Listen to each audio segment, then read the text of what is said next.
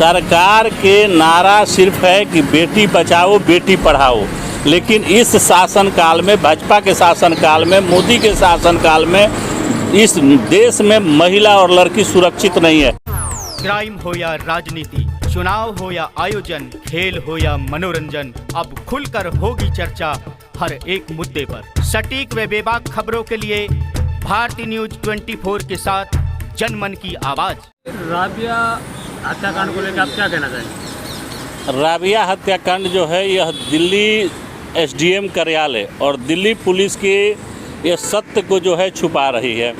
यह बहुत ही गंभीर मामला है। एक महीने के अंदर में दिल्ली में 3 बलात्कार का मामला सामने आया। 2 तो बलात्कार का सामने मामला हुआ है, 2 दिन प्रोटेस्ट चला, उसके बाद दिल्ली पुलिस उसमें कोई कार्रवाई नहीं की अभी तक। दूसरी चीज़ है कि राबिया वाला मामला है, बहुत सेंसिटिव है और ये सत्य को छुपा रही है एसडीएम ऑफिस और दिल्ली पुलिस।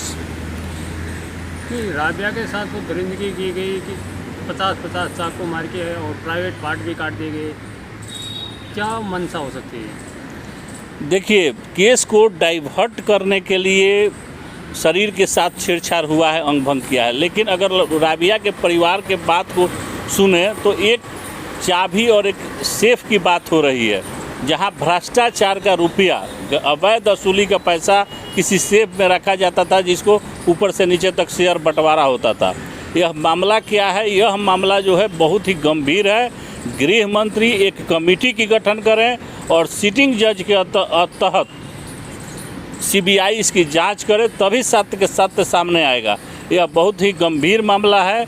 ये राबिया मामले का जांच सीबीआई से कराना अति आवश्यक है कि चूँकि सत्य सामने आए कि मामला क्या है। राबिया केस को लेकर किसको दोषी मानी, दिल्ली सरकार या केंद्र सरकार? इसमें दोनों सरकार की मिली भगत है।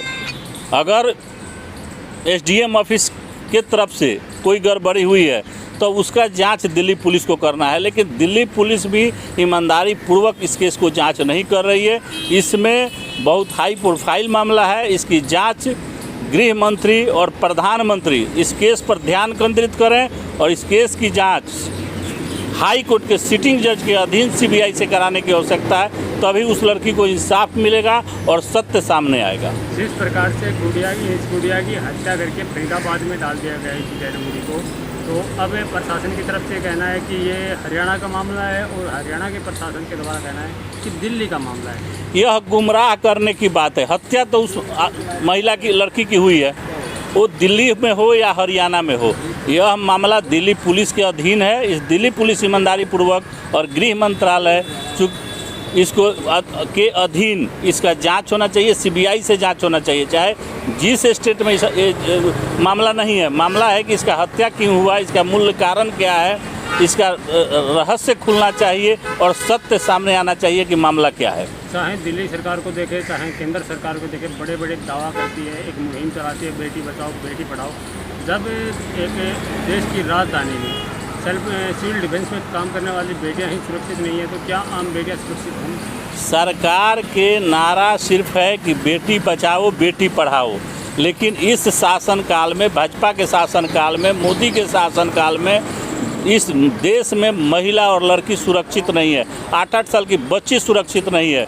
सरकार जो है, जब रेप केस को पार्टी और जात और धर्म के आधार पर देखेगी, जिन नेता के रिश्तेदार पुत्र फंसते हैं तो उस मामले को अलग तरीक़ा से देखती है। सरकार जो है रेप के मामले में जब तक कठोर कार्रवाई नहीं करेगी, रेप रुकने वाला नहीं है। और इस रेप में सारी जो भी घटनाएं हो रही है, इसमें कहीं ना कहीं सबसे बड़ा दोषी अगर है तो यह केंद्र सरकार है। केंद्र सरकार के ढुलमिल नीति के चलते इस तरह की रेप के अपराध और घटनाएं बढ़ रही है देश में। इस प्रकार के आरोपियों के लिए क्या कहना चाहिए, क्या सज़ा होनी चाहिए?